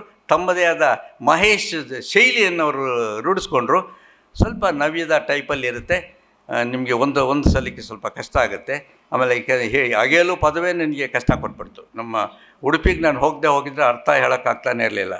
ಸೊ ಈ ಥರದ್ದೆಲ್ಲ ಅಂದರೆ ಇದೆ, ಅವರವರ ಪ್ಯಾಕೆಟ್ಸಲ್ಲಿ ಇರುತ್ತೆ. ದಕ್ಷಿಣ ಕನ್ನಡದಲ್ಲಿ ಇದೆ, ಇನ್ನೊಂದು ಕಡೆ ಇದೆ, ಭೂತಾರಾಧನೆ ಗೊತ್ತಿರೋರಿಗಿದೆ, ಅದೇ ಇದೆ. ಬಟ್ ನಮಗೆ ಗೊತ್ತಿರಲೇಬೇಕು ಅಂತ ಏನಿಲ್ಲ, ಬರೆಯೋದವರು ತಿಳ್ಕೊಬೇಕು. ನಾವು ಈಗ ತಿಳ್ಕೊಂಡ್ವಲ್ಲ ಹಾಗೆ. ನನಗೆ ಟಿ ವಿ ವೆಂಕಟಾಚಲ ಶಾಸ್ತ್ರಿಗಳು MA ಪಾಠ ಮಾಡ್ತಾ ಒಂದು ಕಡೆ ಇದನ್ನು ಹೇಳಿದರು, ಭಾಳ ಚೆನ್ನಾಗಿ. ಯಾವುದೋ ಒಂದು ಏನಂದರೆ, ಕೃತಾಂತ ದಂತಾಂತರ ವಜ್ರಘಾತ ಜರ್ಜರೀಕೃತ ತನುವಾದನ್ನಂದರು. ಕೃತಾಂತ ದಂತಾಂತರ ವಜ್ರಘಾತ ಜರ್ಜರೀಕೃತ ತನುವಾದನ್ ಅಂತಕ್ಕಂಥದ್ದು ಆಯಿತು. ಏನು ವೈಭವೀಕರಣದ ಈ ಪದಗಳು ಏನು ಸರ್? ಎಲ್ಲಕ್ಕೂ ಡಿಕ್ಷನರಿ ನೋಡ್ತಾ ಕೂತ್ಕೊಳ್ಳೋಕ್ಕಾಗಲ್ಲ ಸರ್ ನಾವು. ಅದು ಏನು ಅಂತ ಏನಾಯ್ತು ಸರ್ ನನಗೆ? ತನುವಾದನ್ ಅಂದರೆ ಅವನಾದ, ಏನಾದ ಅಂದರೆ ಸತ್ತ ಅಂತ. ಸತ್ತ ಅಂತ ಸಿಂಪಲ್ಲಾಗಿ ಹೇಳ್ಬೋದಿತ್ತಲ್ಲ. ನನಗೆ ಕೇಳಿದ್ರೆ ನೆಗೆದು ಬಿದ್ದ ಅನ್ನೋದು ಬ್ಯೂಟಿಫುಲ್ ವರ್ಡ್, ಅದಕ್ಕೆ ಮ್ಯಾಚ್ ಆಗುತ್ತೆ ಅದು. ಅದು ಬಿಟ್ಟು ಕೃತ ಅಂತಂದರೆ ಯಮನ. ನೆಕ್ಸ್ಟ್ ದಂತಾಂತರ, ಹಲ್ಲುಗಳ ನಡುವೆಯ ವಜ್ರಾಘಾತಕ್ಕೆ ಸಿಲುಕಿ ಜರ್ಜರೀಕೃತ ಅಂದರೆ ಜರ್ಜರಿತನಾಗಿ ಅಂತಹ ದೇಹವನ್ನು ಉಳ್ಳವನಾದ. ಈ ತರಹ ಪದಗಳು ಎಲ್ಲನೂ ಹಳೆಗನ್ನಡದಲ್ಲಿ ನಾವು ನೋಡಿದ್ದೀವಿ. ಅಲ್ಲಿ ಅಷ್ಟೇ ಡಿಕ್ಷನರಿ ಬೇಕಾಗುತ್ತೆ, ಇನ್ನೊಬ್ಬರು ನಮಗೆ ಹೇಳಬೇಕಾಗುತ್ತೆ. ಸೊ ಆ ಥರದ ಕೆಲವು ಪದಗಳು ಕ್ಲಿಷ್ಟ ಇದೆ ಅನ್ನೋಕ್ಕೆ ನಾನು ಇಲ್ಲಿ ನೆನಪು ಮಾಡ್ಕೊತಾ ಇದ್ದೀನಿ. ಅಗೇಲು ಸಂಕಲನದಲ್ಲಿ 7 ಕಥೆಗಳಿವೆ. ಎಲ್ಲವೂ ಕೂಡ ಸ್ವಲ್ಪ ನೀಳ್ಗತೆಗಳೇ. ಒಂದು ಸಲಕ್ಕೆ ಓದಿ ಮುಗಿಸೋದು ಕಷ್ಟ ಇರ್ತಕ್ಕಂಥ ವಿಷಯಗಳು ಒಂದಕ್ಕಿಂತ ಒಂದು ಭಿನ್ನವಾಗಿದೆ. ಪ್ರಜಾವಾಣಿ ಸ್ಪರ್ಧೆಯಲ್ಲಿ ಈಗಾಗಲೇ ಅವ್ರು ಹೇಳಿದಂಗೆ 3 ಸಲ ಬಹುಮಾನ ಪಡೆದಿದ್ದಾರೆ. ಬೇರೆ ಬೊಕ್ಕು ಬ್ರಹ್ಮ ಸ್ಪರ್ಧೆ, ಬೇರೆ ಕಡೆ ಅನೇಕ ಕಡೆ ಅವರು ಬಹುಮಾನಗಳು ತೊಗೊಂಡಿದ್ದಾರೆ. ಕೆಲವು ಪದಗಳನ್ನು ಅದ್ಭುತ ರೀತಿಯಲ್ಲಿ ಕೆಲವು ಸಾಲುಗಳನ್ನು ಬರೀತಾರೆ. ಉದಾಹರಣೆಗೆ, ಕಾಲೇಜು ಹುಡುಗಿಗೆ ಸಂಬಂಧಪಟ್ಟಾಗೆ ತುಂಬ ಚೆನ್ನಾಗಿದೆ ಈ ಕತೆ ಅಂತೂ. ನಿಮಗೆ ಡಾಕ್ಟ್ರೇಟ್ ತೊಗೊಳಕ್ಕೆ ಎಷ್ಟು ಕಷ್ಟ ಇದೆ ಅಂತಕ್ಕಂಥ ಕತೆ ಒಂದು. ಅದು ಕಥೆಯಲ್ಲಿ ಡಾಕ್ಟ್ರೇಟ್ ತೊಗೊಳ್ಬೇಕು, ಹುಡುಗಿ ಬರೀತಾರೆ. ಡಾಕ್ಟರ್ ವರದರಾಜಪ್ಪ ಅಂತ ಅವರು PhD ಹುಲಿ, ಅವನು ಗೈಡು ದೊಡ್ಡವನು. ಅವನ ಕೈ ಕೆಳಗಡೆ ಇಬ್ಬರು ಬರ್ತಾರೆ. ಅದು ಭಾಳ ಚೆನ್ನಾಗಿದೆ. ಆರಾಧ್ಯ ಕಾಲಿಕೊಡ ಅಲ್ಲ, ಹುಡುಗನ ಹೆಸರು ಆರಾಧ್ಯ ಕಾಲಿಕೊಡ ಅಂತೆ. ಪಾಪ ಪಾಂಡು ಬರೆಯೋದು ನನಗೆ ಗೊತ್ತಿರಲಿಲ್ಲ ಹೆಸರು, ಇಲ್ಲಾಂದರೆ ನಾನೊಂದು ಕ್ಯಾರೆಕ್ಟರ್ ಬರೀತಾ ಇದ್ದೆ ಕಾಲಿಕೊಡ ಅಂತ. ಸೊ ಅಂತಹ ಒಂದು ಕ್ಯಾರೆಕ್ಟ್ರಲ್ಲಿ ಬರುತ್ತೆ. ಪ್ರಣತಿ ಹುಡುಗಿ, ಅವರಿಬ್ಬರು ಯಾವುದೋ PUC ಕಾಲೇಜಲ್ಲಿ ಮೆಸ್ಟರ್ ಮೇಡಮ್ಗಳಾಗಿದ್ದಾರೆ. ಜೀವನ ನಡೀತಿದೆ, 25,000ದಲ್ಲಿ ಎಲ್ಲ ಓಕೆ. ಆದರೆ ಸರ್ಕಾರ ಒಂದು ಕಾನೂನನ್ನು ತರುತ್ತೆ. ಈಗ PUCಯ ಮಟ್ಟ ಇಳೀತಾ ಇದೆ, ಅವ್ರಿಗೆ ಬೋಧನಾ ಮಟ್ಟ ಇಳೀತಾ ಇದೆ. ಬೋಧಕರಿಗೆ ಇನ್ನೂ ಹೆಚ್ಚಿನ ಜ್ಞಾನ ಬರಬೇಕಾದ್ರಿಂದ ನೀವು ಡಾಕ್ಟ್ರೇಟ್ ಮಾಡ್ಕೋಬೇಕು. ಡಾಕ್ಟ್ರೇಟ್ ಮಾಡ್ಕೊಳ್ಳಿಲ್ಲ ಅಂದರೆ ನಿಮಗೆ ಬೋಧನೆಗೆ ಅವಕಾಶ ಇಲ್ಲ ಅಂತ ಅಂದ್ಬಿಡುತ್ತೆ. ಆಗ ಇವರು ಎಷ್ಟು ಕಷ್ಟಪಡ್ತಾರೆ. 70,000 ರೂಪಾಯಿ ಕಟ್ಟಬೇಕು ಆ ಕಾಲಕ್ಕೆ ಡಾಕ್ಟ್ರೇಟ್ ಮಾಡೋಕ್ಕೆ. ಈ ಕರಪ್ಟು ವರದರಾಜ ಅಂತ ಇರ್ತಾರಲ್ಲ, ಅವರನ್ನು ಸೀಟ್ ಕೊಡಿಸ್ತೀನಿ ಅಂತ ಆಶ್ವಾಸನೆ ಕೊಡ್ತಾರೆ. ಆ 70,000ಕ್ಕೆ ಎಷ್ಟು ಇವನು ಹಳ್ಳಿಗೆ ಹೋಗಿ ಏನೋ ಮಾಡಿ ತರ್ತಾನೆ ಹುಡುಗಿ ಅಪ್ಪ ಅಮ್ಮನ ಕಾಡಿ 70,000 ತರ್ತಾಳೆ. ಸೊ ಅಂತಹ ಸಂದರ್ಭದಲ್ಲಿ ಕೆಲವು ಪದಗಳನ್ನು ಅವರು ಎಷ್ಟು ಚೆನ್ನಾಗಿ ಬರೆಸ್ತಾರೆ ಅಂದರೆ, ಆ ಹುಡುಗಿ ನಡುವೆ ಮಾತೇ ಇರಲ್ಲ ಆ ಟೈಮಲ್ಲಿ. ಏಕೆಂದರೆ ಹಣ ವ್ಯವಸ್ಥೆ ಮಾಡಬೇಕಲ್ಲ. ನಿತ್ಯ ಪ್ರೀತಿ ಮಾಡ್ತಾ ಇದ್ದವರು ಮಾತಾಡೋದನ್ನೇ ಬಿಟ್ಬಿಟ್ಟಿದ್ರು. ಆಗ ಮಹೇಶ್ ಹೇಳ್ತಾರೆ, ಪ್ರೇಮವನ್ನು ಕಬಳಿಸುವಲ್ಲಿ ದುಡ್ಡಿಗಿದೆ, ಪ್ರೇಮವನ್ನು ಕಬಳಿಸುವ ಶಕ್ತಿ ದುಡ್ಡಿಗಿದೆ, ಪ್ರೇಮನ ಕಬಳಿಸುವ ಶಕ್ತಿ ದುಡ್ಡಿಗಿದೆ ಅಂತ ಅವರಿಬ್ಬರಿಗೂ ಅರ್ಥ ಆಯಿತು ಅಂತ. ಸೊ ಈ ಥರದ ಅನೇಕ ಸಾಲುಗಳು ಏನೋ ಮಾರು ಹೋಗ್ತೀವಿ. ಇನ್ನೊಂದು ಕಡೆ ಅವ್ರ ಪ್ರೊಫೆಸರ್ಗೆ ಫೋನ್ ಮಾಡಿದಾಗ ಮಸಾಲೆ ದೋಸೆ ತಿಂತ ಮಾತಾಡೋಣ ಅಂದಾಗ ಅಲ್ಲೊಂದು ಮಾತು ಬರುತ್ತೆ, ಈ ತಮಾಷೆಯಾಗಿದೆ ಅದು. ಈಚೆಗೆ ಬೆಣ್ಣೆಯಿಂದ ಮಸಾಲೆ ದೋಸೆ ಮೈಗೆ ಮಸೇಜ್ ಮಾಡಿ ಹೆಚ್ಚಿನ ರುಚಿ ತಂದಿದ್ದಾರಂತೆ, ಅದು ಆ ದೋಸೆ ತಿನ್ನುತ್ತಾ ಮಾತಾಡೋಣ ಅಂತಾನೆ. ಬೆಣ್ಣೆಯಿಂದ ಮಸಾಜ್ ಮಾಡ್ತಕ್ಕಂಥದ್ದು ಇದು ನನಗೆ ಗೊತ್ತಿರಲಿಲ್ಲ. ನಾನು ಪರ್ಕೆನಲ್ಲಿ ಹಿಂಗೆ ಅನ್ನೋದು ನೋಡಿದ್ದೆ. ಇದು ಮಸಾಜ್ ಮಾಡೋದು ಅದು ಎಲ್ಲಿ ಅಷ್ಟು ಚೆನ್ನಾಗಿ ಮಾಡೋದಾದರೆ ಹೋಟ್ಲು, ಆಮೇಲೆ ಕೇಳ್ತೀನಿ, ನಿಮಗೂ ತಿಳಿಸ್ತೀನಿ. ಸೊ ಈ ಥರದ ಮತ್ತು ನಾಯಕ ನಾಯಕಿ ಫ್ರಸ್ಟ್ರೇಟ್ ಆಗಿಬಿಡ್ತಾರೆ. ಆಯಿತು 1 ಇಯರ್ ಆಯಿತು, ತಂದು 70,000 ಕಟ್ಟಿದ್ರು. ಇಲ್ಲಿ ನೋಡಿ ಹೇಗಿದೆ ಗೇಮ್ ಅಂದರೆ. ಆಮೇಲೆ 1 ವರ್ಷ ಆದಮೇಲೆ ಅದಕ್ಕೆ ಸೈನ್ ಮಾಡಿಸ್ಕೊಳ್ಳೋಕ್ಕೆ ಫೈಲ್ಗೆ ಮತ್ತೆ 70,000 ಕಟ್ಟಿ ಅಂತಾರೆ. ಆ ಮುಂಚೆ ಕಟ್ಟಿದ 70,000 ರೂಪಾಯಿಗೆ 40,000 ರೂಪಾಯಿಗೆ ರಸೀದಿ ಕೊಡ್ತಾರೆ. ಇನ್ನು 20,000 ರೂಪಾಯಿ ಯಾವುದು ಅಂದರೆ ಡಾಕ್ಟರ್ ರಮಾ ಅಂತ ನಿಮ್ಮ ಗೈಡ್ ಹೋಗುತ್ತೆ. ಇನ್ನು 10,000 ರೂಪಾಯಿ ಮಿಸ್ಲೇನಿಯಸ್ ಅದು ಕಾಲೇಜ್ ಹುಡುಗರು ತೊಗೋತಾರೆ. ಬರೀ 40ಕ್ಕೆ ರಸೀದಿ, 30ಕ್ಕಿಲ್ಲ. ಮತ್ತೆ 70,000 ಕಟ್ಟು ಅಂತಂದಾಗ ಹುಡುಗಿ ಸಿಟ್ಟಾಗಿಬಿಡ್ತಾಳೆ, ಕೂಗಾಡ್ತಾಳೆ. ಅವ್ರಿಗೆ ಹೇಳ್ತೀನಿ, ಇವ್ರಿಗೆ ಹೇಳ್ತೀನಿ, ವೈಸ್ ಚಾನ್ಸಲರ್ಗೆ ಹೇಳ್ತೀನಿ, ಏನೂ ಆಗೋದಿಲ್ಲ. ಆಗ ಸರ್ಕಾರದಿಂದ ಇನ್ನೊಂದು ನಿಯಮ ಬರುತ್ತೆ. ಕೆಲವರು ಬೇರೆ ಯೂನಿವರ್ಸಿಟಿ ಜೊತೆಯಲ್ಲಿ ಟೈಅಪ್ ಮಾಡ್ಕೊಂಡು ಈ ಥರ ಡಾಕ್ಟ್ರೇಟ್ಗಳು ಮಾಡ್ತಾಯಿದ್ದೀರಾ ಅಂತ, ಅದಕ್ಕೆ ಅವಕಾಶ ಇಲ್ಲ, ಕಾನೂನು ಬಾಹಿರ ಅಂತ ಬಂದಾಗ ಇವ್ರು ಮಾಡಿದ್ದೆಲ್ಲ ವ್ಯರ್ಥ ಆಗುತ್ತೆ. ಆ ಮೇಸ್ಟ್ರನ್ನ ಕೇಳ್ತಾಳೆ ಹುಡುಗಿ, ವರದರಾಜಪ್ಪನ, ಏನು ಸರ್ ಇದು ಮತ್ತೆ 70,000 ಕೊಡಬೇಕಾಗುತ್ತಮ್ಮ. ಅವನು ಕರಪ್ಟು ವರದರಾಜಪ್ಪ ಹೇಳೋದು, ಕೇಳಿದಾಗೆಲ್ಲ ಕೊಡಬೇಕು. ಮೊನ್ನೆ ಇದರಲ್ಲೇ ಇದೆ, ಪುಸ್ತಕದಲ್ಲಿದೆ, ಒಬ್ಬ ಗೈಡು ಅವನ ಸ್ಟೂಡೆಂಟ್ನ ಕರ್ಕೊಂಡು ಜೋ ಅಲುಕಾಸ್ಗೆ ಹೋಗಿದ್ದ, ಚಿನ್ನದ ಅಂಗಡಿಗೆ ಹೋಗ್ಬಿಟ್ಟು ಹೆಂಡ್ತಿನ ಕರ್ಕೊಂಬಂದಿದ್ದ. ಫುಲ್ ಏನೇನು ಬೇಕಾ ತಗೊಳ್ಳೆ, ನಮ್ಮ ಹುಡುಗ ಇದ್ದಾನೆ ಅಂದ್ಬಿಟ್ರು. ಅವ್ರು ಎಲ್ಲ ತಗೊಂಡ್ಲು. ಬಿಲ್ಲು ತೆಗೆದು ಹುಡುಗನ ಕೈಯಲ್ಲಿ ಕೊಟ್ಟು, ಇದನ್ನು ಪೇ ಮಾಡ್ಬಿಟ್ಟು ಬಾ, ನಿನ್ನ ಥೀಸಿಸ್ಗೆ ಸೈನ್ ಮಾಡ್ತೀನಿ ಇಂದ. ಎಷ್ಟು ಹೊಟ್ಟೆ ಉರಿದೋಗುತ್ತಲ್ಲ ಸರ್ ಇದು ಕಣ್ಮುಂದೆ. ಇವಳಿಗೆ ಫೋನ್ ಮಾಡಿದಾಗ ಹಿಂಗೆ ಹೇಳಿ ಕಡೆಗೆ ಇನ್ನೂ ಒಂದು ಮಾತು ಹೇಳ್ತಾನೆ, ಅದು ಹೇಳೋಕ್ಕೆ ನಂಗೆ ಸಂಕೋಚ ಆಗುತ್ತೆ. ಏನಮ್ಮ ಇಷ್ಟಕ್ಕೆ ಹಿಂಗೆ ಅಂತೀಯಲ್ಲ ಪ್ರಾಣತೆ ನೀನು, ಎಷ್ಟೋ ಜನ ಸಿರಗ ಹಚ್ತಾರೆ ಗೊತ್ತಾ ಸೈನ್ ಹಾಕ್ಸ್ಕೊಳ್ಳೋಕ್ಕೆ, ಆ ಲೆವೆಲ್ಗೆ ಮಾತಾಡ್ತಾರೆ. ನಿತ್ಯ ಸತ್ಯವನ್ನು ಎಷ್ಟೋ ಬಗೆಯಲ್ಲಿ ಹೇಳ್ತಾರೆ. ಇದನ್ನು ಆ್ಯಕ್ಚುಲಿ ಯಾವುದೋ ಒಂದು ಕೇಸು ಅನ್ನೋ ಥರದಲ್ಲಿ ಬಿಂಬಿಸ್ತಾ ಹೋಗ್ತಾರೆ. ಸ್ವತಃ ಅವರು ಟೀಚರ್ ಆದ್ದರಿಂದ, ಮೇಸ್ಟರ್ ಆದ್ದರಿಂದ, ಲೆಕ್ಚರರ್ ಆದ್ದರಿಂದ, ಅಸಿಸ್ಟೆಂಟ್ ಪ್ರೊಫೆಸರ್ ಆದ್ದರಿಂದ ಅವ್ರಿಗೆ ಇದ್ರ ಬಗ್ಗೆ ಅವ್ರು ಹೇಳಿದ್ದನ್ನು ನಾವು ನಂಬಬೇಕಾಗುತ್ತೆ. ಭಾಳ ಅದ್ಭುತವಾಗಿದೆ. ಹೀಗೆ ಇಂತಹ ಕಷ್ಟಗಳು ಬರುತ್ತೆ. ಆಮೇಲೆ ಕರಿಕೋಟಿನ ವೃತ್ತ ಅಂತ ಇನ್ನೊಂದಿದೆ, ಅದು ಕೂಡ ತುಂಬ ಚೆನ್ನಾಗಿದೆ. ಒಟ್ಟಿನಲ್ಲಿ ನೀವು ಇದನ್ನು ಓದಬೇಕು. ಒಮ್ಮೆ ಓದೋದ್ರಾಗಲ್ಲ, 2 ಸಲ ಅಂತೂ ಓದಲೇಬೇಕಾಗುತ್ತೆ. 2 ಸಲ ಓದೋದು ಅರ್ಥ ಆಗುತ್ತೆ. ಕೆಲವು ಸಲ ಅರ್ಥ ಆಗಲಿಲ್ಲ ಅಂದರೆ ಅವ್ರ ಫೋನ್ ನಂಬರ್ ಕೊಟ್ಟಿದ್ದಾರೆ ಬುಕ್ಕಲ್ಲಿ, ನೀವು ಫೋನ್ ಮಾಡಬೇಕಾಗತ್ತೆ. ಆದರೆ ಆ ಶೈಲಿ ಇದೆಯಲ್ಲ, ಶೈಲಿ ನಿಮ್ಮನ್ನು ಹಾಗೇನೆ ಹಿಡ್ದಾಕತ್ತೆ. ಅದ್ಭುತ ಶೈಲಿ. ಮತ್ತು 2 ಸಂಸ್ಕೃತಿಗಳ ನಡುವೆ ಆ ತಾಕಲಾಟ, ಈ ಹರಿಜನ ಅಥವಾ ಈ ಮೇಲ್ವರ್ಗ ಕೆಳವರ್ಗದ ನಡುವೆ ತಾಕಲಾಟವನ್ನು ಕಣ್ಮುಂದೆ ಚಿತ್ರಿಸ್ತಾರೆ.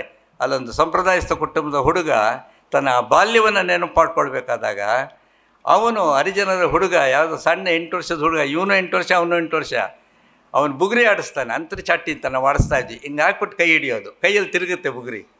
ಆ ಹುಡುಗ ಹಿಂದುಳಿದವನು ಅಂತ ಹೇಳ್ತಾರೆ, ಕ್ಯಾಸ್ಟ್ ಹೇಳಲ್ಲ ಅವರು. ಸೊ ಅದು ಎಷ್ಟು ಚೆನ್ನಾಗಿ ತಿರುಗಿಸ್ತಾನೋ ಅಂದರೆ ಅದೊಂದು ಕಲೆ.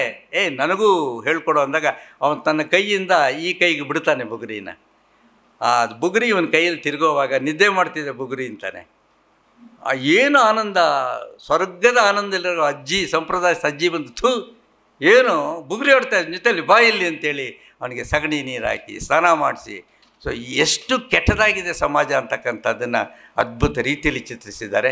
ಆ ಫ್ಲ್ಯಾಶ್ ಬ್ಯಾಕ್ಗಳು ಕೊಟ್ಟಷ್ಟು ಕೂಡ ಆವತ್ತಿನ ಜನಜೀವನವನ್ನು ತುಂಬ ಚೆನ್ನಾಗಿ ಅವರು ಕೊಟ್ಟಿದ್ದಾರೆ. ಸೊ ಇಂತಹ ಅನೇಕ ಕಥೆಗಳು ಇದರಲ್ಲಿದೆ. 7 ಕಥೆಗಳಿದೆ. ಒಂದು ಕತೆ ಬಗ್ಗೆ ಈಗಾಗಲೇ ನಮ್ಮ ಜೋಗಿಯವರು ಹೇಳಿದ್ದಾರೆ. ಇನ್ನೆರಡು ಕತೆ ಬಗ್ಗೆ ಹೇಳಿದ್ದೀನಿ. ಇನ್ನು 4 ಕತೆ ಉಳ್ಕೊಳ್ಳುತ್ತೆ ಅಲ್ಲಿಗೆ. ಅದನ್ನು ಹೇಳ್ಬಿಟ್ರೆ ಆಮೇಲೆ ಪ್ರಕಾಶ್ ಕಂಬತ್ತೇಳಿ ವ್ಯಾಪಾರ ಆಗಲ್ಲ. ಆ ದೃಷ್ಟಿಯಿಂದ ನಿಜವಾಗ್ಲೂ ಒಳ್ಳೆಯ ಕಾದಂಬರಿ. ಮತ್ತು ಇಂತಹ ಕ್ರೀಮ್ ಆಫ್ ದಿ ಸೊಸೈಟಿ ನಾನಿಲ್ಲಿ ನೋಡ್ತಾ ಇದ್ದೀನಿ. ಇಂತಹ ಅದ್ಭುತವಾದ ಆಡಿಯನ್ಸ್ ಸಿಗಬೇಕಾದ್ರೆ ನಾವು ಪುಣ್ಯ ಮಾಡಿರಬೇಕು ಸರ್. ಆದ್ದರಿಂದ ಬಂದಿರತಕ್ಕಂಥ ಎಲ್ಲ ಆಡಿಯನ್ಸ್ಗೂ ಕೂಡ ನಾನು ತುಂಬ ಕೃತಜ್ಞನಾಗಿದ್ದೀನಿ. ಕಂಬತ್ತೇಳಿಯವ್ರಿಗೆ ಹೇಳಿದೆ, ನಮ್ಮ ಬರೋದು ಲೇಟ್ ಆಗುತ್ತೆ ಅಂಥೇಳಿ. ಆದರೂ ನೋಟ್ಸ್ ಮಾಡ್ಕೊಂಬಂದಿದ್ದೀನಿ. ನಾನು ನ್ಯಾಯವಾಗಿ ಇಷ್ಟು ಓದಿಲ್ಲ ಸರ್, ಅದು ಅವರು ಹೇಳಿದ್ರಲ್ಲ ಇಷ್ಟು ಓದಿಲ್ಲ, ಚೆನ್ನಾಗಿ ನೋಟ್ಸ್ ಚೆನ್ನಾಗಿದೆ, ನಾನು ಓದ್ಕೋತೀನಿ ಆಮೇಲೆ. ಓಕೆ, ಇಷ್ಟಕ್ಕೆ ಅವಕಾಶ ಕೊಟ್ಟ ತಮ್ಮೆಲ್ಲರಿಗೂ ಬಂದು ಮಾತು ಮುಗಿಸ್ತಾ ಇದ್ದೀನಿ. ದಯವಿಟ್ಟು ಈ ಪುಸ್ತಕವನ್ನು ಕೊಂಡ್ಕೊಳ್ಳಿ, ಓದಿ, ಪುಸ್ತಕ ಸಂಸ್ಕೃತಿ ಬೆಳೆಸಿ ಅಂತ ಹೇಳ್ತಾ ಮಾತು ಮುಗಿಸ್ತೀನಿ. ನಮಸ್ಕಾರ.